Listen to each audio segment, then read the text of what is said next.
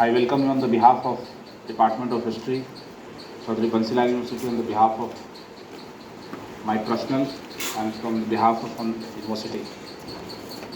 It is a very proud moment for us that you have spared time from your valuable time. Professor Chahal was just an obvious name on my mind.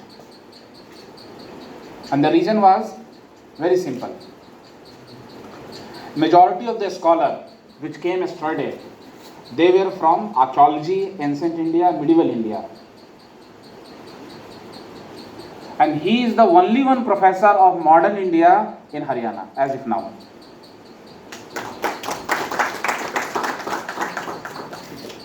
So you can think of the importance of Professor Chahal. He got the responsibility of crores of people on his shoulder to look after the formation. And if I go with the James Stewart Mill classification, 1600 onwards, history of Haryana is the challenge before Professor S.K. Chahal, which he is, as if now, he is taking care of. As we know that Kurukshetra University is one of the nodal university of our state. It is the oldest university of our state, though it got bifurcated from Punjab University. Erstwhile Punjab University got bifurcated from the Western Punjab. Then it became an Eastern Punjab and again a Punjab University in Chandigarh. Then from Punjab University a new university was carved out, which is known as Kurukshetra University. Kurukshetra University has done a tremendous contribution in the field of scholarship. One of my teacher, she actually joined first time in India as a faculty in Kurukshetra University, Professor Romila Thapar. She was my teacher in CHS JNU, Center for Historical Studies. So that is a kind of a lineage I got it from Kurukshetra University. Though I have tried my level best to be the part of the Kurukshetra University, but still I didn't get on any offer. Let's hope so. Let's hope so. Because this department has done a tremendous job. Professor Chahal has contributed a lot.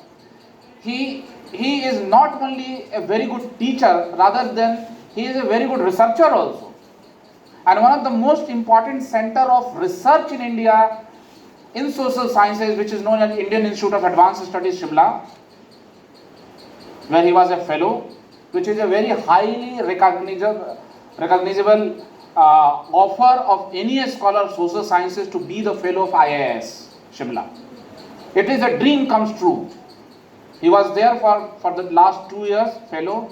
Then again he resumed his position as the head of department in Kurukshetra University. Hopefully his monograph, which he has done during his fellowship, will come out in a shape of book.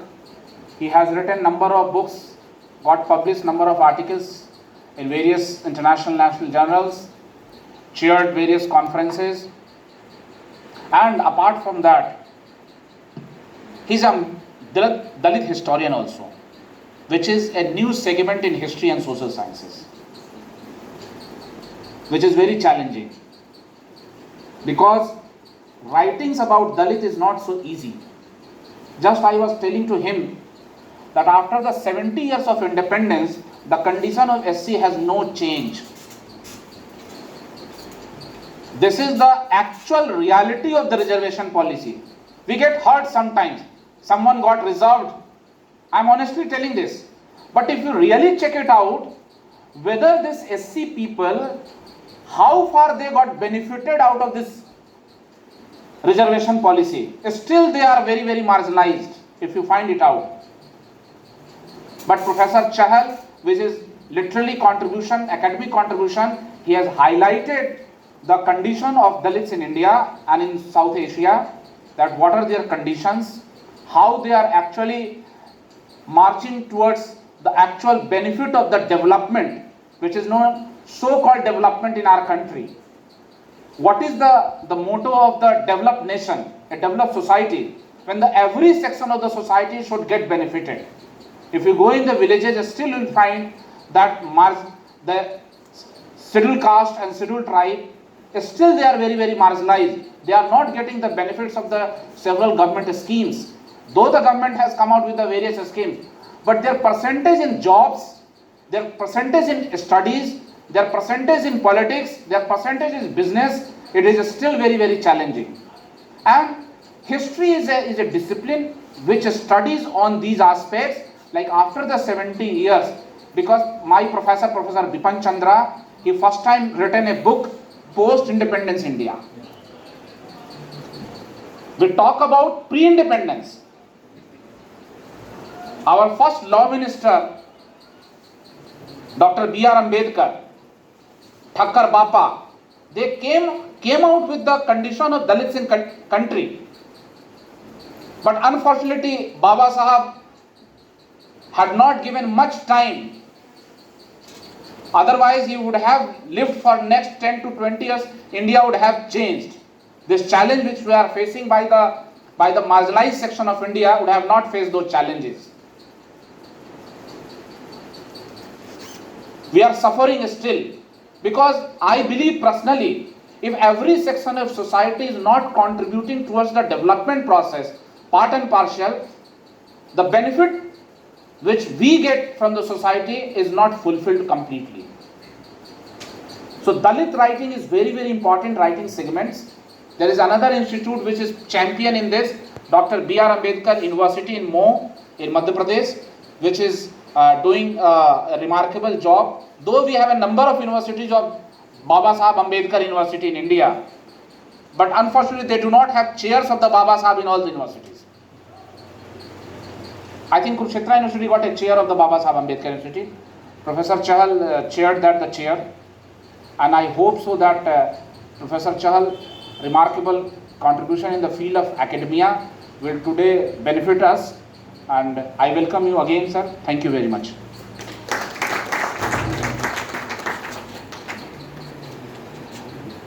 धन्यवाद sir. जो आज के मुख्य वक्ता हैं हमारे SK. चहल, उनका introduction तो डॉक्टर रवि प्रकाश जी दे ही चुके हैं।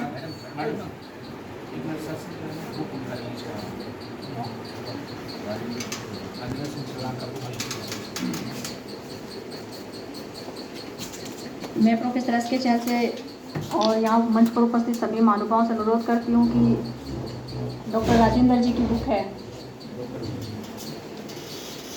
श्री राजेंद्र जी की बुक है, क्या नाम है इसका, गीत अगीत। आज इस मंच के माध्यम से ये बुक रिलीज की जा रही है।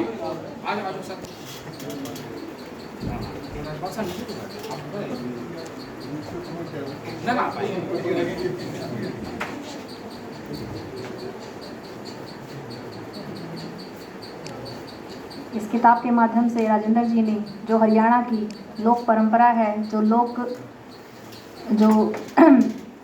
लोकगीत हैं, उनका संग्रह अपनी इस पुस्तक में किया है, जो कि हरियाणा के इतिहास को जानने का एक हमारे पास मुख्य स्रोत है।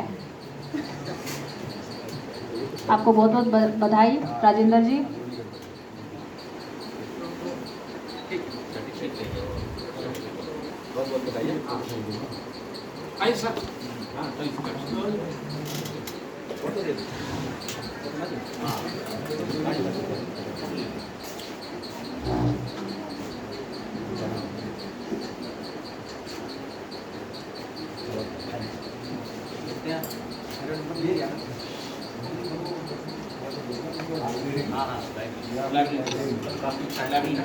अब मेरा अनुरोध है आज के जो मुख्य वक्ता हैं प्रोफेसर एस.के. चहल से कि सर आप मंच पर आएँ और विषय से संबंधित हमारा मार्गदर्शन करें, हमें कृतार्थ करें।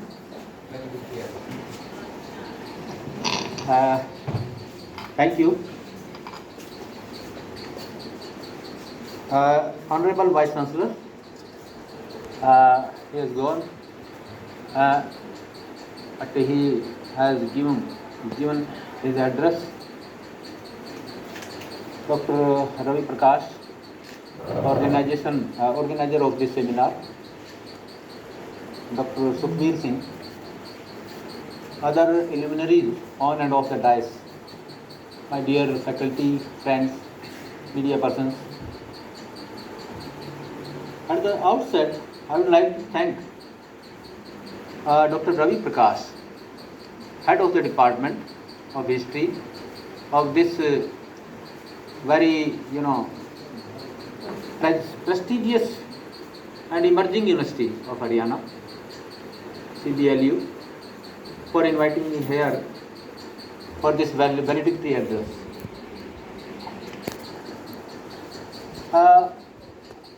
In fact, I have been invited for the valedictory address, but since in which medium you would like to hear me from, English, Hindi और मिक्स, किस भाषा में सुनना ठीक रहेगा? मिक्स कर देते हैं थोड़ा। तो समय ज़्यादा नहीं है, मैं बहुत ज़्यादा समय नहीं लूँगा, आपको बोर नहीं करूँगा। मैं अनुग्रहित हूँ, I am grateful to doctor Ravi Prakash for is very very kind and very sweet words for मी।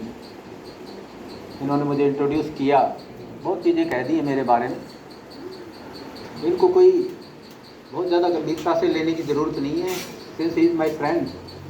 तो दोस्त जो है वो दोस्तों की तारीफ किया ही करते हैं। So far as my understanding about me is concerned, I'm not a very big historian or a big scholar. I'm just mere a student of history. That's all. आप भी स्टूडेंट ऑफ हिस्ट्री हैं ज़्यादातर, है ना? मैं भी student of history हूँ और मैं नहीं मानता कि मैं कोई बहुत बड़ी चीज़ बन गया हूँ।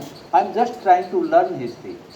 अभी भी हिस्ट्री सीख रहा हूँ और स्टूडेंट ही बने रहना चाहता हूँ। ठीक है, जब आप काम करते हो, लिखते हो। हरियाणा के बहुत बड़े हिस्टोरियन हुए हैं, हमारे यहाँ पढ़ाते थे, प्रोफेसर के.सी. यादव, नाम सुना होगा। तो के.सी. यादव साहब हमारे सीनियर थे, वो कई बार मुझे बुला लिया करते थे उस ज़माने में और कहते थे आप सहल साहब गपशप करते हैं। तो उनकी गपशप वाली बातों में बड़ी बड़ी गहरी बातें होती थी। तो वो कहते थे आप 2-2 पेज भी लिखोगे ना रोज़ के, 2-2 पेज भी, तो एक टाइम ऐसा आएगा ढेर लग जाएगा। देखो ये प्रेरणादायक बातें होती हैं बड़े लोगों की। हरियाणा हिस्ट्री पे सेमिनार हो रहा है, मैं हरियाणा हिस्ट्री के ही एक बड़े नाम, बड़ा जो लिमिनरी है उसको कोट कर रहा हूँ और ख़ुद मेरा अनुभव है। और मैंने उसको उनकी थोड़ी सी नकल करी, उनकी इस बात को माना, तो आज थोड़ा सा काम हो गया है। तो उस पर वो डॉक्टर साहब जो बता रहे थे, कुछ किताबें, मोनोग्राफ भी लिखा दिया है इसमें, और चलते रहे, पता नहीं कहाँ से उठ के आए। डॉक्टर साहब मेरी बैकग्राउंड भी बता रहे थे, मुझे खुद भी यकीन नहीं होता कि मैं किन हालातों से निकल के आया और आज जो है यहाँ तक पहुँच गया।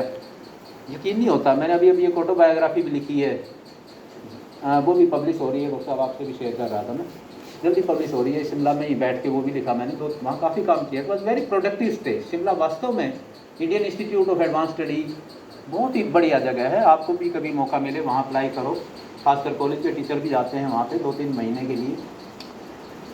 तो वहाँ पे ये काम किया। उसका जो टाइटल है मैं बताऊँ, वो है ज़ख्म अभी ताज़ा है, तो वो अभी आ रही है। तो ज़िंदगी में जो है चीज़ें देखी हैं बहुत सारी, लेकिन ऐसा भी नहीं है कि हम उस चीज़ का उसका बोझ ढोते रहे।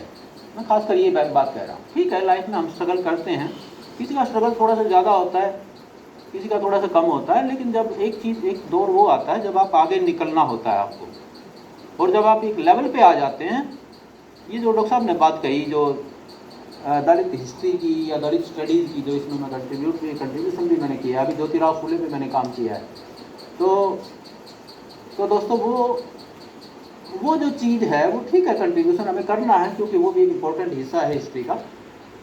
लेकिन एक जब आप लेवल पे आते हो, उसके बाद फिर आपका कंपटीशन किसी से नहीं रह जाता, फिर खुद से कंपटीशन होता है। तो ये कोई थोड़ी सी मैं प्रेरणादायक बातें कह रहा था। डॉक्टर साहब ने जो मुझे थोड़ा सा, इन्होंने बड़ी टचिंग बातें कही हैं। हरियाणा पे बात करते हैं। हरियाणा हिस्ट्री पे 2 दिन आपने मंथन किया, हिस्ट्री पे, कल्चर पे, हमारी जो जीवन पद्धति है, फिलॉसफी ऑफ लाइफ, इस पे आपकी काफ़ी चर्चा चली होगी। आप शायद उस चर्चा से बोर भी हो गए होंगे, लेकिन फिर भी मैं कोशिश करूँगा, ज़्यादा वक्त भी नहीं है, शाम होने को है, तो थोड़ी सी बातें रखूँगा। मुझे आप बता देना जब आप लोग बोर हो जाए, तो मैं आई विल स्टॉप। ओके, देखिए हरियाणा एक ऐसा रीजन है, जैसे अभी वाइस चांसलर साहब कह के गए, 2% पॉपुलेशन है, डेमोग्राफी के हिसाब से बात करें भारत में हरियाणवी लोगों की 2% आबादी है, लेकिन हरियाणा का जो योगदान है वो सिग्निफिकेंट है, मतलब उसकी परसेंटेज में नहीं माप सकते, कई मामलों में तो 100 का 100 है, जैसे अभी गोल्ड मेडल आया। और हिस्ट्री में लड़ाइयों में देख लीजिए, वार्स में देख लीजिए, हरियाणा के सोल्जर्स का, वो बीसी साहब बता ही रहे थे। हिस्ट्री में, हिस्ट्री मेकिंग में कंट्रीब्यूशन देखिए, यहाँ ये वो जगह है, it was the battle field of India. ये हम लोग ऐसे बने क्यों? देखिए हम सिर्फ 2% लोग हैं, लेकिन हम इतना कंट्रीब्यूशन देते आए हैं। और मैं सभी हरियाणवी लोगों की बात कर रहा हूँ, सभी जातियों के लोग, कुछ तो बात है, कुछ तो बात है भाई हमारे अंदर। हरियाणवी, कभी एक टाइम था जब हमें बड़ी हीन भावना होती थी हरियाणवी होने में, हरियाणवी भाषा में। हम हिंदी में लिखते थे। अभी जो एक पुस्तक भी प्रकाशित कर रहे हैं हमारे एक साथी, इनसे भी बात हो रही थी, इन्होंने कहा पहले मैं हिंदी में लिखता था, फिर बाद में ये हरियाणवी में शिफ्ट हुए। इनकी हरियाणवी की मैंने कई कविताएं देखी जो इन्होंने सोशल मीडिया पे भी डाली हुई हैं, और मैंने खुद सुनी है। वो कितना दम है, कितना दम है इस भाषा में। अब देखिए लोग जो है मशहूर हो गए दुनिया में, मतलब छा गए। अभी आमिर खान ने एक फिल्म बनाई, आपने देखा होगा। तो हम लोग जो है, हमारे अंदर इतनी इंफीरियरिटी थी, एक टाइम था, क्योंकि हम राष्ट्रीय भाषा हिंदी को कहते हैं, हिंदी हमारी नो डाउट राष्ट्रीय भाषा है और हम हिंदी के हिस्से भी हैं, पर हमारी इंडिपेंडेंट भाषा है, ये मत सोचना। जैसे ब्रिज इंडिपेंडेंट भाषा है, जैसे पंजाबी अलग भाषा है, जैसे जो है मैथिली अलग भाषा है, जैसे राजस्थानी अलग भाषा है, उसी तरह हरियाणवी भाषा भी अलग है। तो उस भाषा का मजा तो देखिए, उसकी ताकत तो देखिए, उसमें आप बात कह के तो देखिए। पूरा एक भाषा नहीं बोल रहे होते, जब आप भाषा बोल रहे होते पूरा एक जीवन दर्शन निकलता है उससे, पूरी एक आइडेंटिटी निकलती है, पूरी एक नई बात निकलती है, वो लोगों तक पहुंचती है, वो दिलों तक जाती है। देखिए जो लोक होता है ना, लोक संगीत को देख लीजिए, लोक गीतों को देख लीजिए, ये लोक गीत, लोक संगीत, लोक भाषाएं किसने बनाई? अच्छा, मैं अभी वहाँ शिमला में था, म्यूजिक पे कोई बात कर रहे थे, म्यूजिक पे सेमिनार हो रहा है। हमारे यहाँ तो कई तरह के गाँवों पे सेमिनार होता था। तो मैंने उनसे पूछा, लोक गीतों पे भी आप रिसर्च कराते हैं क्या? लोक संगीत पे, ये लोक संगीत कैसे बना? आप ये जो 7 राग बताते हो, और वो एक मेथड है आपका, मेथड म्यूजिक जिसको बोलते हैं, कहीं ना कहीं संगीत विभागों में लोक संगीत भी पढ़ाया जाता है। तो मुझे बड़ा हैरानी हुई, लोक संगीत आमतौर पे नहीं पढ़ाया जाता, और ना किसी ने बनाया, ना उन मेथड वालों ने बनाया। किसने बनाया लोक संगीत? आप उसकी ताकत देखिए। आपने लोकगीत सुने होंगे ना, हरियाणवी लोकगीत भी, आपने राजस्थानी लोकगीत सुने होंगे, क्या लय होती है, किसने बनाए? वो किसानों के बनाए हुए हैं, वो ग्रामीण लोगों के बनाए हुए हैं, है ना, वो आम औरतों के बनाए हुए हैं। अब देखिए औरतों का जो विरह है उसमें कितना जबरदस्त ढंग से जाहिर होता है, उनका प्रेम, कितना गहराई उसमें दिखती है। और म्यूजिक की गहराई देखिए, उसकी मिठास देखिए। मैं एक बात बता रहा था, मैं एक छोटा सा उदाहरण दिया है। तो लोक कविता है, लोक किस्से हैं, ये हमारी जीवन पद्धति का, हमारी जो फिलॉसफी ऑफ लाइफ है, हमारी जो कल्चर है, ये उसका पार्ट है। अब सवाल ये पैदा होता है, मैं अभी भाषा की जो बात कर रहा था, एक बार पूरी कर दूं मैं अपने से जोड़ के। खुद मैं जब छोटा था, दोस्तों, जब दिल्ली में हमारे रिश्तेदार थे, तो दिल्ली में चले जाते थे कई बार, और वो हमारे जो रिश्तेदार थे वो प्योर हिंदी बोलते थे, क्योंकि दिल्ली में चले गए ना वो। और मेरे को शर्म आती थी, मेरे मतलब हरियाणवी निकलती थी, हिंदी बोली नहीं जाती थी, और शर्म आती थी। अब बताइए, ये कॉम्प्लेक्स हमारे अंदर डाला राष्ट्रीय भाषा ने। देखो जिस तरह इंग्लिश ने, हालांकि सारी भाषाएं अच्छी होती है, मैं ये नहीं कह रहा भाषाएं सीखो, लेकिन जैसे हम अंग्रेजी का साम्राज्यवाद कहते हैं ना, उस तरह थोड़ा सा हिंदी का भी साम्राज्यवाद है, उसका भी नुकसान उठाना पड़ता है लोक संस्कृतियों को, जब उनके अंदर ये हीन भावना लाई जाती है। तो अपनी भाषा पर शर्म की जरूरत नहीं है। मैंने कई भाषाएं सीखी है, मैंने हिंदी तो हमारी चलो भाषा है, मैंने इंग्लिश सीखी, मैंने मराठी सीखी, अभी स्कूले पे काम किया, मैंने पंजाबी भी सीखी है, और मैं जो है नई और भी जो है, अभी आजकल मैं 8वीं क्लास में मैंने तेलुगु भाषा सीखी। भाषाओं से कोई नफरत नहीं करनी थी, लेकिन अपनी भाषा पे शर्म भी नहीं करनी थी। अपनी भाषा पे, अपनी कल्चर पे गर्व बनाए रहना चाहिए। तो मैं बता रहा था ये जो कल्चर है, ये जो 2% लोग हैं, इनका इतना भारी योगदान, ये कैसे हो जाता है? कुछ तो बात है, कुछ तो बात है। वो बात है हमारे ट्रेड्स। हर कल्चर में अपने ट्रेड्स होते हैं। देखिए पंजाबी कल्चर के अपने ट्रेड्स हैं।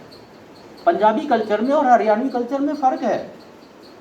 हालांकि ये जो स्टेट बने, ये स्टेट बनाए क्यों गए? ये बनाना नहीं चाहती थी सरकार। इसके लिए लड़ाइयाँ लड़नी पड़ी हैं स्टेट्स को। हरियाणा को लड़ाई लड़नी पड़ी है, 1966 में बने हैं हम, लेकिन हमारी पहचान सदियों पुरानी है। मुझे इतिहास विभाग में लड़ाई लड़नी पड़ी। हरियाणा पे जब हम रिसर्च कराते हैं तो टॉपिक देने में दिक्कत होती है लोगों को, हरियाणा शब्द मत डालो, क्योंकि ये था नहीं पहले। अरे था नहीं तो क्या, ये स्टेट तो अब बना है, लेकिन हरियाणा तो हमें मतलब मिडिवल टाइम से आइडेंटिटी बनती आ रही है। अब जरा देखिए पूर्वाग्रह कितना झेलना पड़ता है। केसी यादव साहब बताते थे, एक टाइम जब हरियाणा हिस्ट्री की उन्होंने बात करनी शुरू करी तो लोग मजाक उड़ाते थे, ये क्या है, हरियाणा हिस्ट्री भी क्या होती है। लेकिन उन्होंने जमाया, ऐसे लोगों ने, बुद्ध प्रकाश ने, केसी यादव ने, जो हमारे जो लीजेंड हैं जिनका नाम है, उन लोगों ने जमाया, इसको स्थापित किया। आज हम हरियाणा हिस्ट्री पढ़ रहे हैं, रिसर्च कर रहे हैं, इस पर काफ़ी किताबें लिखी है, मैंने भी थोड़ा सा काम किया है, मेरे स्टूडेंट्स ने काम किया है, और काम करना चाहिए। क्योंकि देखिए हिस्ट्री क्यों लिखते हैं, सवाल ये है, क्योंकि किसी की हिस्ट्री है तो उसकी हिस्ट्री लिखनी भी पड़ेगी। हिस्ट्री में योगदान है किसी का तो क्यों नहीं बताएंगे? हर चीज़ की हिस्ट्री होती है, हर चीज़ की हिस्ट्री होती है। जातियों का भी इतिहास है, तो इसलिए दलित हिस्ट्री की बात चली। क्योंकि सवाल ये पूछते हैं फिर वो लोग, where are we in your history? वो लोग ये सवाल पूछते हैं। आज महिलाएं ये सवाल पूछने लगी, where are we are the 50%, where are the we in your history? So gender history चल पड़ी। विमेन्स हिस्ट्री पे पेपर पढ़ाए जा रहे हैं, हमारे यहाँ सिलेबस में हमने डाले। हिस्ट्री ऑफ डिप्रेस्ड क्लास पे मैंने से पेपर डाला, रिसर्च हम करा रहे हैं। हिस्ट्री ऑफ हरियाणा भी होना चाहिए, हिस्ट्री ऑफ पंजाब भी होना चाहिए, नो डाउट, क्योंकि हिस्ट्री है, चली आ रही है, पहचान है, योगदान है। अब मिडिवल टाइम, अब ये मैं बता रहा हूँ ट्रेड्स की बात, हमारे कुछ गुण। देखो दोस्तों, हरियाणवी लोगों के कुछ ऐसे गुण हैं जो कि उनके अंदर ये चीज़ पैदा करते हैं कि वो दूसरों से थोड़ा सा भिन्न योगदान दे पाते हैं। हालांकि उन गुणों में एक गुण ये भी है, देशभक्ति। मैं आपको देश से काट नहीं रहा, ओके। भारत की कल्चर ऐसी है, इसमें, इस भारतीय संस्कृति में, भारतीय सभ्यता में बहुत सारे लोगों का योगदान है और सब जुड़े हुए हैं, हम भी जुड़े हुए हैं। लेकिन मैं हरियाणवी ट्रेड्स की बात कर रहा हूँ, तो हरियाणवी जो ट्रेड्स हैं जरा इन पे गौर कीजिए, जो आप सब के अंदर है, मेरे अंदर भी है, और उन्होंने ही हमें बनाया, इतना आगे पहुँचा देते हैं। मैंने अपनी आत्मकथा में डॉक्टर साहब लिखा कि भाई मेरे को इतना दबाया गया, मैंने लिखा है अपनी आत्मकथा में, क्योंकि हालत ऐसे झेले हमने, गरीबी झेली हमने, भेदभाव भी झेला, बहुत चीज़ें झेली, पढ़ाई बड़ी मुश्किल से हुई। तो मैंने लिखा कि इतना मेरे को बार बार दबाया गया सिस्टम में, बार बार कुचला गया, बार बार मेरी आत्मसम्मान, मेरा स्वाभिमान नष्ट कर दिया गया, लेकिन उसके बाद भी मैं उठ खड़ा हुआ।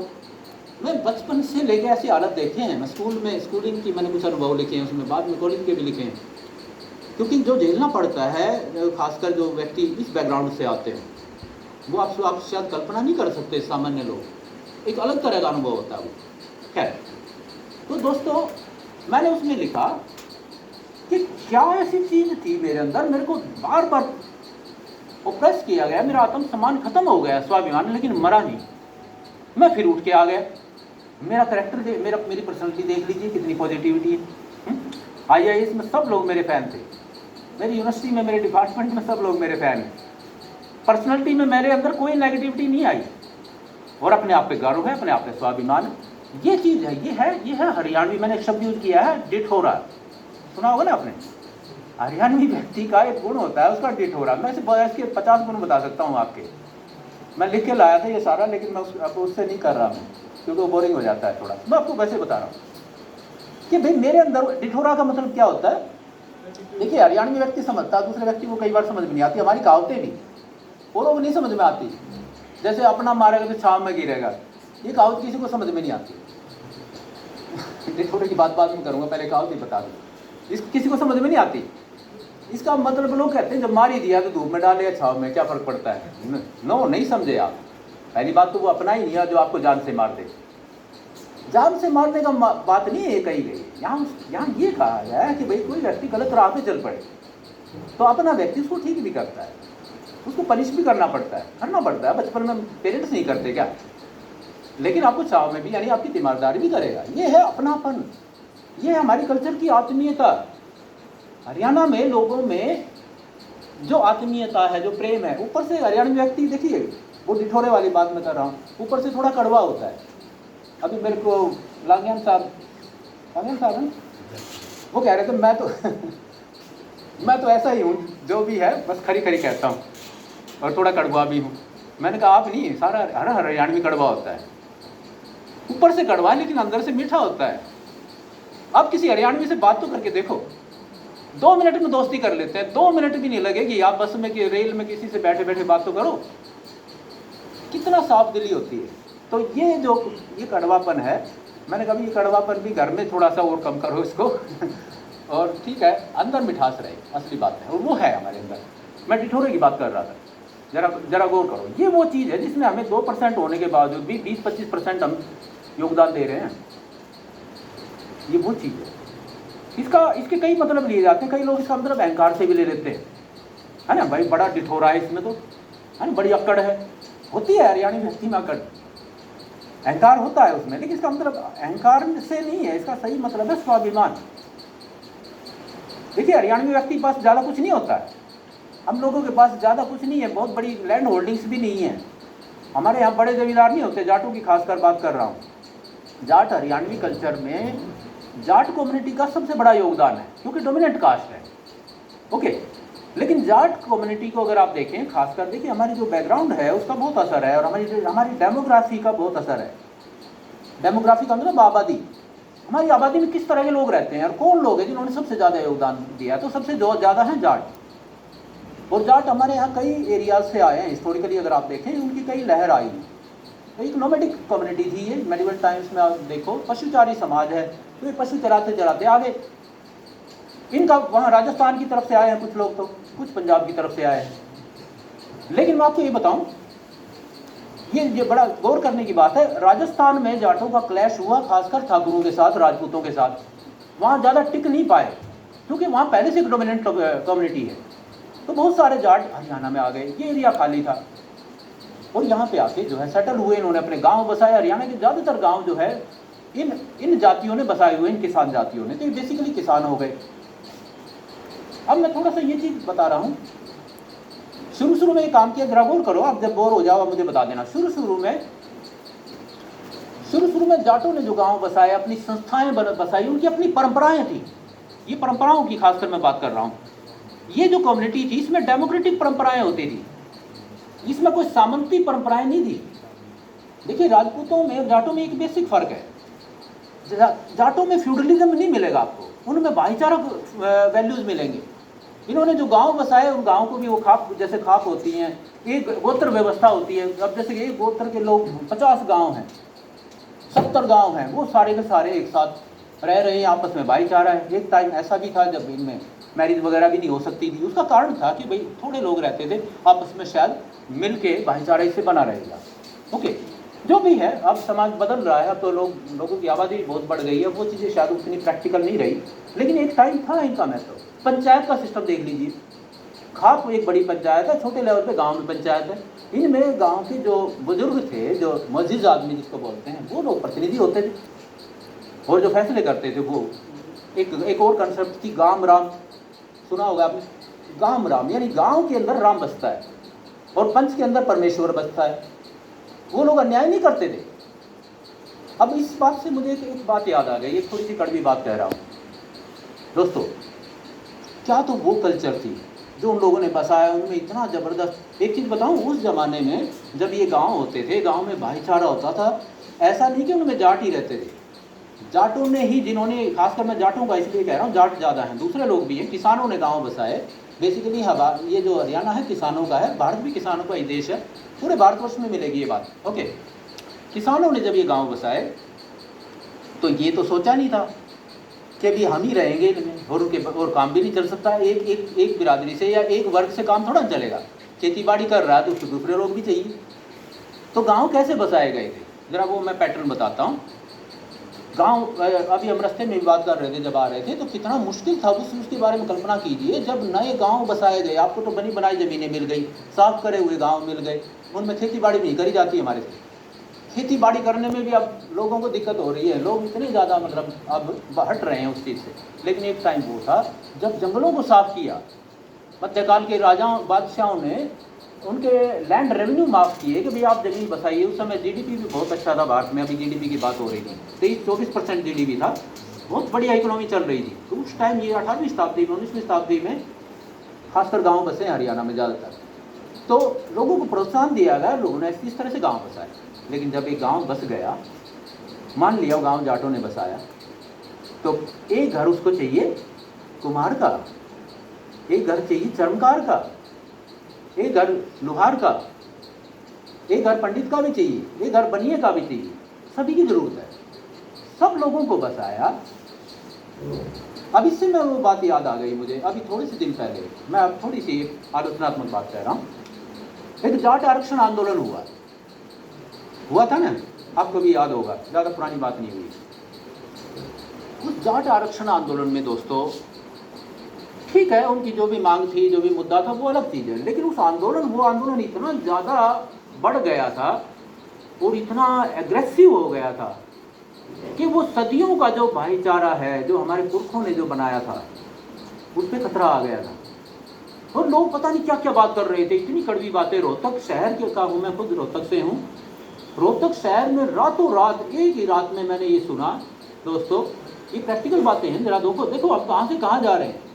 एक ही रात में जो है इतने सारे गेट बिक गए लोहे के। लोगों ने गलियों के आगे लोहे के गेट लगाए, अपने घर के आगे लोहे के गेट लगाए कि भी कभी कोई आक्रमण ना हो जाए। और खतरे में सभी थे। मेरे एक दोस्त हैं जो मेरे यहाँ पढ़ाते हैं, वो जाट कम्युनिटी से ही आते हैं। उन्होंने कहा कि सर इतना खतरा था, इतना डर था, क्योंकि बाहर के लोग, क्योंकि अब ये होगा ना जाट वर्सेज नॉन जाट, ये नारा चल गया, ये पागलपन। तो उसने कहा सर हम रोहतक में तो जाट गिने चुने हैं, शहर में तो ज़्यादा नहीं है ना, तो ज़्यादा खतरा वहाँ किसको है, वहाँ तो जाटों को खतरा होगा। तो उसने कहा सर इतने टेंशन में रहे हैं। ये मैं बता रहा हूँ, ये जो आंदोलन हुआ, इस आंदोलन में ज़रा गौर करो, हमारे पुरखों ने जिन्होंने ये वैल्यू, जिन्होंने ये कल्चर बनाई, क्या उन्होंने ये सोचा था, हम ही रहेंगे, बाकी कोई रहेगा ही। उन्होंने तो बसाए थे ना, उन्होंने तो दूसरे लोग भी बसाए थे। तो दोस्तों वो है हमारी कल्चर, ये थी हमारी कल्चर कि हम जुड़े हुए थे, हमारे अंदर भाईचारा था। नो डाउट हमारे अंदर जाति पाति भी थी, कुछ कमियां भी हैं जो सारे देश में, हमारे अंदर भी थी, जाति पाति भी थी। लेकिन मैं बता रहा हूँ आपको, जरा गौर करना, जाति भेद हमने खुद भी देखा है, लेकिन उसके बावजूद भी उस हद तक नहीं है। हरियाणा वो जगह है, हरियाणा देखिए पंजाब के बहुत क्लोज है, यहाँ पे सूफीज़म का भी बहुत प्रभाव रहा है, यहाँ पे भक्ति आंदोलन का भी प्रभाव रहा है, यहाँ पे सिख धर्म के जो गुरु हैं उनका भी प्रभाव रहा है। इसलिए यहाँ पे समतावादी मूल्य, इगैलिटेरियन जो वैल्यूज हैं वो भी माने जाते रहे हैं लोगों में, लोग मानते हैं, आम लोग मानते हैं। देखिए वो जिसको सो कॉल्ड आप ब्राह्मणवादी वैल्यूज कहते हैं, वो उतने ज़्यादा नहीं माने जाते। हाँ ठीक है, जात पात में बटे हुए हैं, लेकिन उतने भी ज़्यादा नहीं है। क्योंकि गांव में जाके बात करके देखो, लोग यही कहेंगे कि भाई हम जो है क्या फ़र्क है, लोग खा पी लेते हैं एक दूसरे के साथ, पहले भी खाते थे। किसान जातियों में, दलित जातियों में बहुत ज़्यादा अंतर नहीं है प्रैक्टिकली। अब देखो उनके, अच्छा वैसे कल्चरली बात करो तो उनके सारे गोत्र मिलते हैं, गोत्र व्यवस्था देख लीजिए, उनकी परंपराएँ मिलती हैं, आपस में विश्वास का संबंध है। जैसे मैं बता रहा था कि जाट और गैर जाट, खासकर जाट और दलित के रिलेशन की बात करूं जरा मैं, क्योंकि दलित जातियों पे हरियाणा में अत्याचार भी बढ़े पीछे। लेकिन एक ज़माना वो था जब जाट अपने, किसान की बात कर रहा हूँ खासकर, लेकिन जाट का फिर उदाहरण देना पड़ेगा, अपने सगे भाई पे भरोसा नहीं कर रहा, अपने साजी चमार पे भरोसा करके चला जाता है। एक टाइम इतना विश्वास था। ये वो चीज़ें हैं जो हमारी कल्चर में, कल्चर को अगर आप महसूस करो, ये आप सब जानते हो, ये बात मैं कोई नई नहीं कह रहा। मैं तो एक जो है एक रिसर्चर हूँ, रिसर्चर उन चीज़ों को पकड़ लेता है। मैंने वो चीज़ें पकड़ी, वो चीज़ें महसूस करी जो खुद है हमारे अंदर। हम वो नहीं है जो हमें बनाया जा रहा है। ये दोस्तों ये याद रखना, हमें जो बनाया जा रहा है, जो राजनीति हमें बना रही है, राजनीति हमें जातिवाद की ओर धकेल रही है। राजनीति ये कहती है जाटों का ही राज होना चाहिए, ये गलत है। राजनीति ये कहती है धर्म का राज होना चाहिए, गलत है। सूफी संत जो थे हमारे यहाँ, संतों के इतने सूफी सिलसिले यहाँ इतने होते थे हरियाणा पंजाब में, सैकड़ों। कभी पता है आपको वो जब पार्टीशन हुआ वो सब बर्बाद हो गया, हमारी कल्चर का बहुत नुकसान हुआ इससे। इन सूफी सिलसिलों ने जो पूरे हरियाणा में, इधर दिल्ली में, वेस्टर्न यूपी में, इसमें ये बहुत प्रभाव होता था उनका। इन्होंने जो वैल्यूज जिनकी नींव रखी कि लोग करीब आएँ और निचले लोग, खासकर किसान मजदूर, उनका ख्याल रखना है, दलितों का ख्याल रखना है, सारे सूफी संतों का यही मैसेज है। इसलिए 7 सहबोज की परंपराएं शुरू हुई। ये जो सिखों ने खासकर जिसको संस्थागत रूप दे दिया, सिख धर्म भी उसी का प्रोडक्ट है। उसी मिली जुली तहजीब जो हमारे यहाँ पनपी, मिली जुली तहजीब बोलते हैं इसको हम, मिली जुली संस्कृति। ये इन बहुत सारे विकासों का हिस्सा है। इस्लाम का बहुत योगदान है इसमें। इस्लाम उस तरह का नहीं है जो कट्टरवादी इसकी व्याख्या की जाती है, वो नहीं है। ये सूफी संतों वाला इस्लाम था। ये सिख धर्म उसी का ही एक रूप है। गुरुओं ने जो ये कहा कि भाई लंगर होगा, साथ खाएंगे, साथ रहेंगे, गुरुओं ने उसको और भी ज़्यादा बढ़िया रूप दे दिया, एक संस्थागत रूप दे दिया, एक अलग धर्म चल पड़ा है। तो दोस्तों हरियाणा की जो कल्चर है, इसके ट्रेड्स हैं। मैं उन ट्रेड्स की बात कर रहा था, बहुत सारे ट्रेड्स हैं हमारे अंदर। वो ट्रेडिशनल ब्रदरहुड है, परंपरागत भाईचारा है हमारे अंदर, जो है दमखम है हमारे अंदर, वीरता है हमारे अंदर, बहादुरी है। हरियाणा के व्यक्ति को कोई दबा नहीं सकता। आपको पता है, इतिहास में जाके देखिए हरियाणा में कितने विद्रोह हुए। हरियाणा का व्यक्ति स्वतंत्रता प्रिय है। 1857 की लड़ाई देख लीजिए। 1857 की लड़ाई में जितना भयंकर हरियाणा में बगावत हुई, केसी यादव साहब ने इस पर किताब लिखी, रिवोल्ट ऑफ 1857 हरियाणा। आप जरा ये किताब पढ़ के देख लीजिए। हरियाणा के चप्पे पे बगावतें हुई हैं। हरियाणा के एक गांव में लोगों को पेड़ों पे टांग दिया गया। पढ़ के देखिए, मैंने भी उस किताब को पढ़ा है और भी इस पर रिसर्च हम करते रहते हैं। लोगों को गिरडियों के नीचे कुचलवा दिया गया। गिरडी समझते हो ना आप? कुचलवा दिया गया, जो खेतों में जो चलाई जाती है फसलों में, हिसार में, हांसी में। मतलब मैं अगर उदाहरण दूं, आपके इस भिवानी में, आपके कुरुक्षेत्र में, रोहतक में, आप किसी भी जिले की बात कर लो, ये लोगों ने ये जो स्वतंत्रता प्रियता है हमारे स्वभाव में, मैं बता रहा हूँ, खासकर ये किसान जातियों के फीचर्स हैं ये। और वो फिर हम सब में आ गए। हरियाणा का जो एक हमारे वाइस चांसलर थे, वो कहते थे कि भाई आप जो है कहाँ के हो, लोग उससे पूछते थे, फौज में थे वो कहते थे हरियाणा के। तो वो कहते आप जाट होगे? तो बोला नहीं, मैं ब्राह्मण हूँ। तो वो कहते नहीं, फिर आप ब्राह्मण नहीं, आप ब्राह्मण जाट होंगे। अब देखिए ये चीज़ क्या है, मतलब वो जो हमारे फीचर्स हैं वो सब में है। एक दलित भी जो है वो दलित नहीं है, वो एक तरह से दलित जाट की तरह हो सकता है, उसके अंदर वो दम है। असल में हम सब जुड़े हुए हैं। हम जो है आबादी के हिसाब से, हम खून के हिसाब से भी मिले हुए हैं। आप नहीं कह सकता कौन व्यक्ति कहाँ से आया, कैसे आया, क्योंकि मिक्सिंग भी बहुत हुई है, ये भी मैं बता दूँ। और ये जो गोत्रों वाला व्यवस्था, खासकर इस पर गौर करो, इस पर हम गौर नहीं करते, हमें फ़र्क नहीं पड़ता है। अब जब मेरा गोत्र चहल है, तो जो जाट भाई हैं वो कई बार बड़े खुश हो जाते हैं, समझते हैं ना, क्योंकि जाति है एक विशेषता। लेकिन जब पता चलता है कि भाई ये थोड़ा सा है दूसरी बैकग्राउंड से, तो वो दूर हटने लगते। मैंने कहा भाई हमारे यहाँ पर पुरखे कहते आए थे कि भाई गोती भाई बाकी असलाई, सुना होगा ना भाई तो गोती ही होता है, बाकी तो रिश्तेदारी है। और आप जो है, मैं आपका भाई हूँ, मान लिया आप भी चहल हैं, तो मैं तो आपका भाई हो गया, और फिर भी आप परे हट रहे हो, क्यों? आपको पता है हमारे जो गोत्र हैं क्यों मिलते हैं? कभी ना कभी ओरिजिन एक था, या उसके और बहुत सारे कारण। वो जो गोत्रों का अपना एक इतिहास है, मैं उसमें जाऊँ तो बहुत जटिलता है उसमें, बहुत सारे कारणों से गोत बनते हैं। खैर, तो बहादुरी की मैं बात कर रहा था। हमारे अंदर वीरता की जो परंपराएं हैं, हमारी जो विद्रोही स्वभाव है, देखिए अब ये हम ऐसे बने क्यों? इन कारणों में फिर जाना पड़ेगा, इतिहास के विद्यार्थी हैं हम ऐसे बने क्यों? ये वो एरिया है जो भारत की राजनीतिक केंद्र है, यहाँ भारत की राजधानी स्थित है। ये जो दिल्ली है, दिल्ली के ज़्यादातर लोग हरियाणवी लोग होते थे, यहाँ पे उन्होंने राजधानी बना ली, दिल्ली बनी, आगरा बनी, ओके, कुछ दिन आगरा, बाद में आगरा चले गए, दिल्ली बहुत दिन तक राजधानी रही। अब दिल्ली पे कब्जे के लिए मारामारी हो रही है ना, इसमें जरा झांक के देखना ये हुआ क्यों। ये महाभारत से लेके और पानीपत की 3 लड़ाइयों तक और उसके आगे भी ये सारी लड़ाइयाँ यही क्यों लड़ी जा रही हैं भाई, क्यों?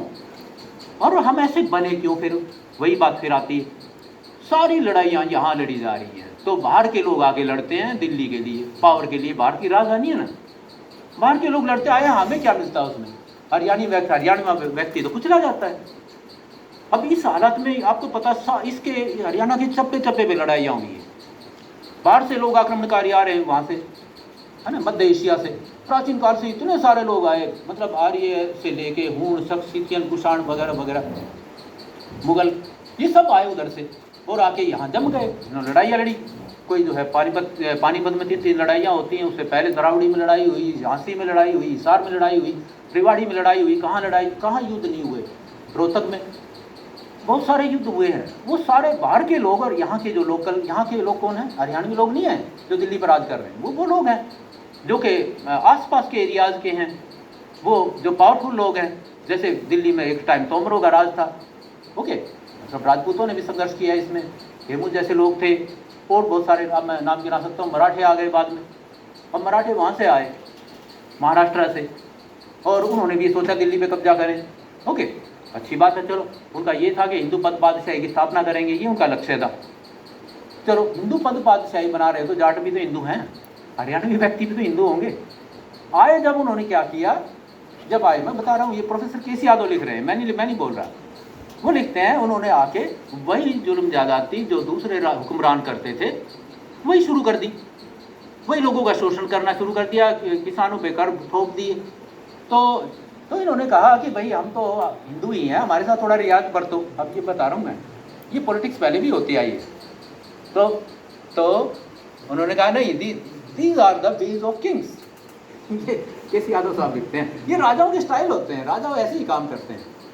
और जब पानीपत की 3री लड़ाई में हारे, दुर्भाग्य था भारत का, मैं ये नहीं कह रहा हारना अच्छी बात हुई, 3री लड़ाई में हारने के बाद वो बेचारों के लिए बहुत मुश्किल हो गई, मराठों के लिए, वो उसमें लाखों लोग मराठे मरे हैं, उस हार में बहुत नुकसान हुआ है। जैन सरकार लिखते हैं, पानीपत की 3री लड़ाई में, बच्चों जरा गौर करो, थोड़ा सा तुम भी गौर करो, पानीपत की 3री लड़ाई में वो कहते हैं महाराष्ट्र का कोई घर नहीं था शायद ऐसा जहाँ से लोग ना मरे हो, इतना नुकसान हुआ है मराठों को। तो क्योंकि मराठों के लश्कर में सभी लोग थे, उसमें जो है मराठे थे, यानी कुर्मी जात के लोग थे, ब्राह्मण भी थे, उसमें दलित वर्ग के लोग भी थे, इसलिए जैन सरकार ये लिख रहे हैं।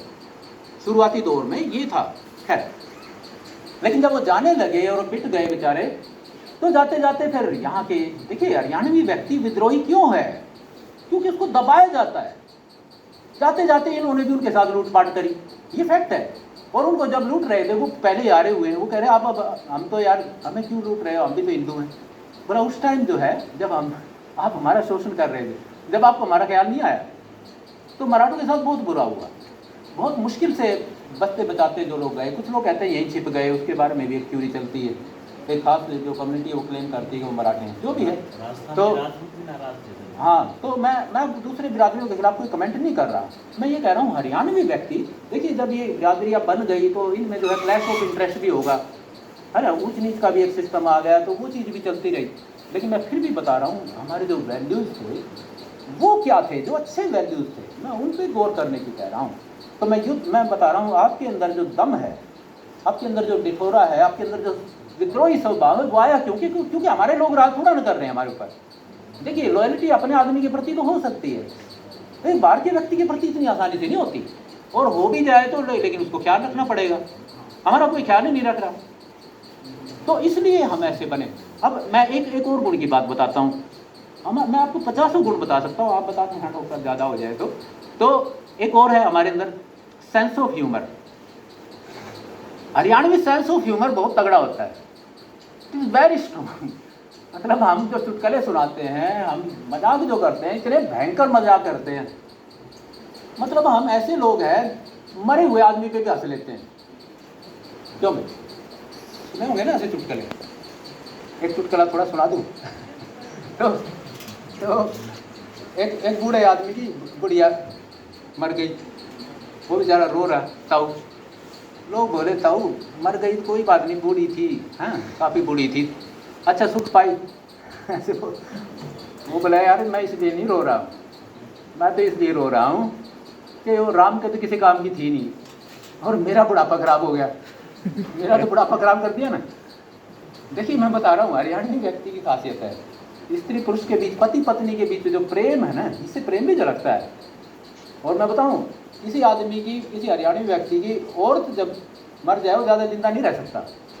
औरत तो जिंदा रह जाती, लेकिन आज औरत चली गई, वो हरियाणवी व्यक्ति जो बूढ़ा है वो ज़्यादा सर्वाइव कर नहीं पाएगा, इतना ज़्यादा डिपेंडेंट है वो, इतना ज़्यादा। ये अच्छा, दोनों के बीच में आत्मीयता है, प्रेम है। मैं भी लांगन साहब को कह रहा था भाई सबसे बड़ी चीज़ है हमारे बीच में, चलो आपस में कई बातें हो जाती हैं मियाँ बीबी की, मुझे भी 25 साल सिल्वर जुबली मनाऊंगा इस साल। तो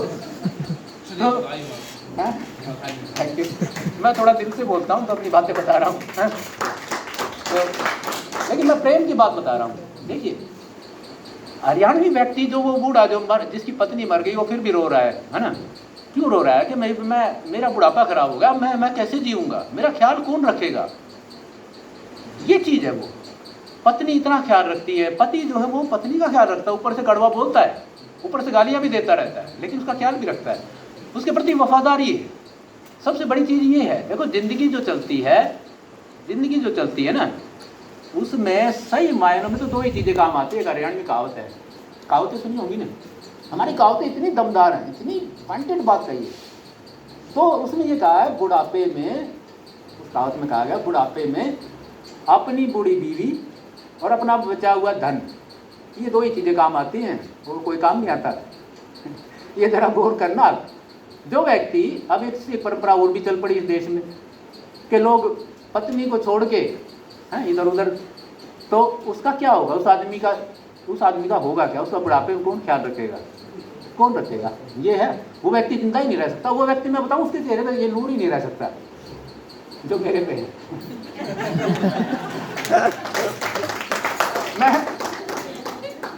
सुनो मेरी बात, ये वफादार मैं यूनिवर्सिटी में देखता हूँ, हमारे प्रोफेसर बहुत विद्वान लोग हैं। हमारी यूनिवर्सिटी का तो बड़ा नाम है खैर, और नोडल यूनिवर्सिटी भी है, और असल में तो बीज यूनिवर्सिटी है, यहीं से और यूनिवर्सिटियाँ बनी। उस यूनिवर्सिटी के प्रोफेसरों का हाल देख रहा हूँ आजकल। खुद मेरे अगल बगल के डिपार्टमेंट में, किसी का नाम नहीं लूँगा, किसी डिपार्टमेंट का भी नाम नहीं लूँगा, तो मैं देख रहा हूँ वहाँ हर रोज़ तमाशे होते हैं, हर रोज़ तमाशे होते हैं। क्योंकि लोग डिसलॉयल हो जाते हैं। डिसलॉयल हो गए तो ना आप घर के रहोगे ना घाट के। दोस्तों उन वैल्यूज से जुड़े रहना चाहिए। मैं आपको ये मैसेज दे रहा हूँ, वैलिडिटी एड्रेस है ये, मैं आपको ये मैसेज दे रहा हूँ, उन वैल्यूज़ को थोड़ा सा पूरे दो। आप भी रिसर्चर हो, देखिए आप सारे युवा रिसर्चर हैं, उनको जरा ढूंढिए। बुरी चीज़ों से जुड़ना बहुत आसान है, बुराई बहुत जल्दी आकर्षित करती है। पश्चिम की बहुत सारी बुराइयाँ ले ली आपने, कुछ चीज़ें दूसरी जगहों की ले ली। अब पश्चिम बुराई नहीं है, ये आपके ऊपर है। पश्चिम बुराई थोड़ा ना है। पश्चिम में इतने बढ़िया कपड़े दिए जो मैं पहन रहा हूँ, कितने अच्छे लगते हैं, है ना? ये हैट दिया, लोग कहते हैं आप तो अंग्रेज बन गए। मैंने कभी दिल से अंग्रेज नहीं बना हूँ। हाँ, मॉडर्न एक चीज़ होती है मॉडर्नाइजेशन, एक होती है वेस्टर्नाइजेशन। मैं वेस्टर्नाइज नहीं हुआ हूँ, मैं मॉडर्न हुआ हूँ। मॉडर्न वैल्यूज़ अपनाए, वहाँ से भी मॉडर्न वैल्यू आए हैं, डेमोक्रेसी आई है वहाँ से जो है सेकुलरिज्म के विचार आए हैं, वहाँ से सोशलिज्म आया है, वहाँ से समतावादी उदारवादी सोच आई है, वहाँ से जो है पूंजी का विकास हुआ है, वेल्थ इमर्ज हुआ, कितनी चीज़ें आई हैं वहाँ से। टेक्नोलॉजी आई है, मॉडर्न सारी टेक्नोलॉजी, नए नए आविष्कार। अब जितनी भी चीज़ें आप यूज़ करते हो ना, मोबाइल फ़ोन से लेके और ये सारी चीज़ें आपकी जेब में, आपके कपड़े समेत, सब कहाँ से आई हैं बता दो ना? ये सब वेस्ट से तो आई है। अब कहते तो भारतीय चीज़ें बनाओ, लेकिन भारतीय चीज़ बची क्या आपके पास? ये तो बता दो, कम से कम भारतीय वैल्यू तो बचा लो। दोस्तों आपके पास भारतीय चीज़ और तो कुछ नहीं बची है, नहीं। यही पंखे चल रहे, ये सारी चीज़ें आप देख लो ना जरा अपने आसपास, ये सारी टेक्नोलॉजी वेस्ट की देन है, और इतना सस्ते में दे दी उसने। लेकिन हम वेस्ट से अच्छी चीज़ नहीं ले रहे, हम बुराई ले रहे हैं, वहाँ से बुराइयाँ भी चल रही हैं, वहाँ के समाज में, हर समाज में बुराइयाँ होती है, हमारे अंदर भी थी, हमारे अंदर भी बुराइयाँ थी। देखिए हरियाणवी समाज में भी बुराइयाँ थी, मैं महिमा मंडित नहीं कर रहा, नॉट ग्लोरीफाइंग हरियाणवी कल्चर।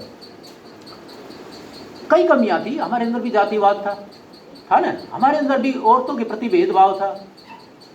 अब उन चीज़ों को और बढ़ा रहे हैं हम भ्रूण हत्या की ओर चल पड़े ना। पहले नहीं था ये, पहले कभी भ्रूण हत्या नहीं होती थी। पहले औरत जो लड़की पैदा हो गई, चलो उसको ठीक है पसंद नहीं करते थे, लेकिन फिर भी परवरिश करते थे। लेकिन अब तो आप गर्भ में ही मार रहे। सरकार को अभियान चलाना पड़ा, हमारे यहाँ सेक्स रेशो इतना डाउन हो गया, जब दिला तो इसमें सबसे नंबर 1 पे आया था इस बुराई में। एक टाइम 7% के आसपास सेक्स रेशो हो गया था। अब जरा देखिए, तो इसी तरह हमारे यहाँ जो अंदर कास्टिज्म था, लेकिन भाईचारा भी था, है ना। मैं भाईचारे की बात बताऊं, भाईचारा कितना था। मेरी मदर बताती थी, मेरी माँ, जब मेरी माँ की और मेरे फादर की शादी हुई, तो उनकी शादी में, हालांकि हम दलित बैकग्राउंड से आते हैं, उनकी शादी में गांव और गुहांड आसपास के जो डोमिनेंट कास्ट के लोग हैं, यानी जो बड़े लोग हैं, एक तरह से गांव के मालिक ही कहे जाते हैं, इसको मलकाने गांव भी कहते थे, किसानों को मलकाने गांव, यानी गांव के मालिक। गुजर भी थे वहाँ जाट भी थे, वहाँ शेख भी थे। उन सब लोगों ने स्वागत किया बारात का।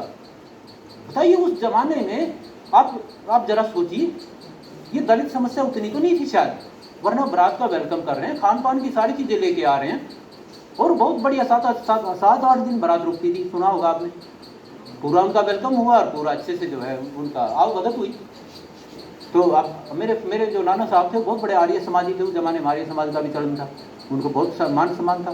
तो खैर, तो वो, लेकिन हुआ क्या, जातिवाद तो था, लेकिन जातिवाद हमने इतना बढ़ा दिया कि ये जो मैंने जाट आरक्षण आंदोलन का उदाहरण दिया, एक ये चीज़ चल पड़ी, दलितों पे अत्याचार। हरियाणा में एक टाइम, अभी तो थोड़ा सा शांति है, लेकिन पिछले रिजिम में हरियाणा में दलितों पे आए दिन गाँव में अत्याचार होने लगे थे। बताइए, ये थी हमारी कल्चर। अब एक जो दबे हुए लोग हैं, पहले ही दले हुए लोग, उनको और ज़्यादा मार रहे हैं, और वो भी सिर्फ इसलिए कि वो थोड़ा सा बराबरी की बात करने लगते हैं, थोड़ा सा बराबर में नज़र मिला के, आंखों से आंखें डाल के वो जब अपने अधिकार की बात करते हैं, ये बात हमें चुप नहीं लगी। ये क्या अपना रहे हैं हम सामंतवादी मूल्यों की ओर जा रहे हैं जो हमारे थे ही नहीं। दोस्तों देखिए, जाति एक सामंती संस्था जरूर है, लेकिन हरियाणा की जातियाँ, क्योंकि यहाँ बड़े लैंडलॉर्ड नहीं थे, यहाँ के किसान जो हैं, जो खासकर मैं जाटों की फिर बात कर लूँ, ज़्यादातर जाट जो है मार्जिनलाइज किसान है। ओके, ज़्यादातर जाट जो है कोई बड़ा लैंड लॉर्ड नहीं है। इधर हिसार साइड में थोड़ी सी लैंड होल्डिंग थी जाटों के पास ज़्यादा, वरना नहीं है। रोहतक में तो है ही नहीं, और इधर सोनीपत साइड में ज़्यादा नहीं है। तो लोग जो है, अच्छा वो जो थी ना थोड़ी बहुत लैंड होल्डिंग, वो भी खत्म हो गई। अब कहाँ बची है? अब तो इतने बुरे वक्त हैं, बुरे हालत हैं किसानों के। किसान आंदोलन क्यों चल रहा है? इसके कारण है, ये समाजशास्त्री कारण है, ये आर्थिक कारण है। तो उनके पास मैंने डिपार्टमेंट में JRF की सीटें निकाली, PhD की। थोड़ा सा मैं प्रैक्टिकल बात बता रहा हूँ। तो मेरे निगाह में थे बच्चे, कम से कम भी 10 बच्चे थे जो JRF क्वालिफाइड हैं। दोस्तों JRF का मतलब जानते हो ना?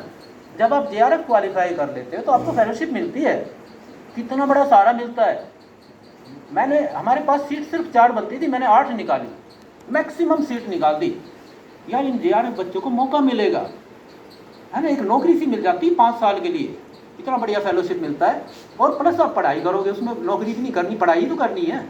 कितना बढ़िया। मुझे जब JRF मिला था, मुझे पता है, वो जो व्यक्ति जानता है ना, जिसके साथ बीती है, जिसने खुद देखा, वो समझ सकता है। जब देखिए हमारी तरफ बच्चे इतनी आशा की निगाह से देखते हैं, हमें देखना चाहिए उनकी आंखों में कितनी आशा है। मेरे पास स्टूडेंट आ गए, सर सीट निकालोगे, कितनी निकालोगे? मैंने कहा ज़्यादा नहीं बनती। फिर मेरे साथ एक डॉक्टर ढुल भी हैं मेरे साथी, तो उससे डिस्कस किया मैंने। बोला डॉक्टर साहब सीट हमें, अगर आप चाहते हो तो मैं भी ले लूँगा, मैं मैक्सिमम सीट ले लूँगा, बच्चों को ले लेंगे, आप निकाल लो, मैक्सिमम निकालो। तो 8 सीटें निकाली। अब उन 8 बच्चों का घर चलेगा। मेरे को किसी साथी ने बताया अभी कि उसको जब JRF मिला तो उसने मकान बनाया अपना। मेरा एक स्टूडेंट है JRF का, उसने अपना घर भी बनाया, अपनी शादी भी करी, पढ़ाई के अलावा PhD तो कर ही रहे। मैंने खुद जब मुझे JRF मिला, मेरी ज़िंदगी का संघर्ष खत्म हुआ। मैं तो मजदूरी करता था, मैं पढ़ाई के साथ साथ मजदूरी, वर्चुअली मजदूरी करी हुई है मैंने MPhil तक। ये हालत थे, और अब सभी के ऐसे हालत हो गए हैं। अब तो किसान भी जो है उस लेवल पे आ गया क्योंकि ज़मीन नहीं बची। अब कितना मुश्किल हो गया है। तो दोस्तों बड़ा मुश्किल टाइम भी है, लेकिन इस मुश्किल टाइम में हमें एक रहना है, हमें उन वैल्यूज़ को बचा के रखना है, हमें जुड़ के रहना, हमें वो प्रेम हमारे चेहरे पर रहना चाहिए जब किसी दूसरे व्यक्ति से हम मिले। और ये प्रेम सिर्फ हरियाणा तक ही सीमित नहीं है हमारा, ये तो पूरा मानवतावाद है हमारे अंदर। हरियाणवी व्यक्ति संकीर्ण सोच का नहीं होता, वो कोई जाट या ब्राह्मण या वो फलाना धमाका नहीं होता। हरियाणा व्यक्ति तो बहुत खुला होता है, वो तो हर एक व्यक्ति का स्वागत करता है। उसने देखिए सूफी संतों को भी मानता है, वो गुरुओं को भी मानता है, सिख गुरुओं को, वो सारी परंपराओं को मानता है। और इसलिए हमारे पास जब विदेशी आते हैं, दूसरे लोग आते हैं, मेहमान आते हैं, हम कितना स्वागत करते हैं, कितना पीछे जाते हैं। तो ये वैल्यूज़ दोस्तों, मैं उन वैल्यूज़ की बात कर रहा हूँ जो हमारी फिलॉसफी ऑफ लाइफ है, उसकी बात कर रहा हूँ। हमारा जो जीवन दर्शन है बच्चों, दोस्तों, उस जीवन दर्शन को सहज के रखना है। थोड़ा सा ज़माना बदल रहा है, मुश्किल हालात भी हैं, हालांकि कई मामलों में मुश्किल नहीं भी हैं, कई सुविधाएं भी मिली हैं। जैसे पढ़ाई की सुविधाएं पहले कम थी, जब हम पढ़ते थे लाइब्रेरी में किताबें ढूंढते थे, कई बार मिलती नहीं थी। लेकिन आजकल तो इतना सुविधा है, आप इंटरनेट पे ही सब कुछ अवेलेबल है आपके फ़ोन में। आप ज़रा पढ़ो तो सही, लेकिन पढ़ते कुछ और हो, पढ़ नहीं चीज़ नहीं पढ़ते। मोबाइल में देखिए सब तरह की चीज़ें हैं, वही बात है, किसी भी कल्चर में आपको सब तरह की चीज़ें मिलेंगी। लेकिन मोबाइल में आप ये थिंकर्स के नाम ढूंढने शुरू कर दो। मैं बच्चों को जब पढ़ाता हूँ तो ये होमवर्क देता हूँ कि भी मैंने जो कंसेप्ट यूज़ करी, जो नाम यूज़ करे, आप इनको नेट पे देखना हो तो नेट पे आपको पूरे के पूरे आर्टिकल मिल जाएंगे, उनको आप डाउनलोड करो और उनसे आप अपनी तैयारी करो। तो पढ़ने के लिए तो बहुत कुछ है, अब इतनी दिक्कत नहीं है।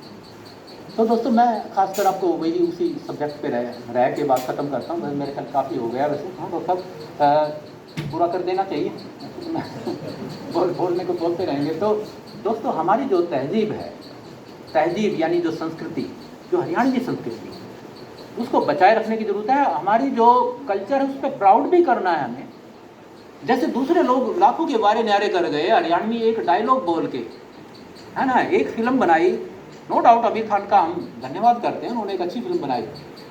लेकिन ऐसी चीज़ें हम भी कर सकते हैं। तो ऐसे ही हमारे जो असली ट्रेड्स हैं, हम उनको पहचानें, हमारे अंदर जो कमियां आ गई हैं उन कमियों से को हटाएं। और नो डाउट हमारे कंट्रीब्यूशन जो है, जो जीडीपी में भी है, जो देश के विकास में भी है, देश की रक्षा में भी है, ये हमारे अंदर क्योंकि देशभक्ति भी उतनी ज़्यादा है। हम इस देश से प्रेम करते हैं, इस माटी से प्रेम करते हैं, लेकिन हमारे अंदर नफरत नहीं है।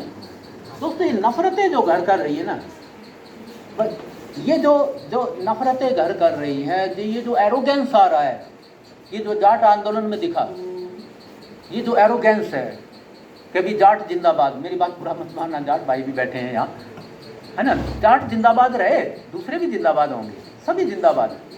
तो वो जो एंटी दलित जो मानसिकता बन रही है, एंटी वीमेन जो मानसिकता बन रही है, वो चीज़ें हमें थोड़ा सा उन पे अंकुश लगाना होगा। असल में हमें कुछ नहीं करना, हमारे पुरखों ने जो जिन वैल्यूज़ को फॉलो किया, जो चीज़ चलाई, बस वही चीज़ें आगे बढ़ानी है। इन शब्दों के साथ मैं आपका शुक्रगुजार हूँ, आपने मुझे मौका दिया, डॉक्टर रवि प्रकाश जी, और आप सबको बहुत बहुत बधाई। Thank you.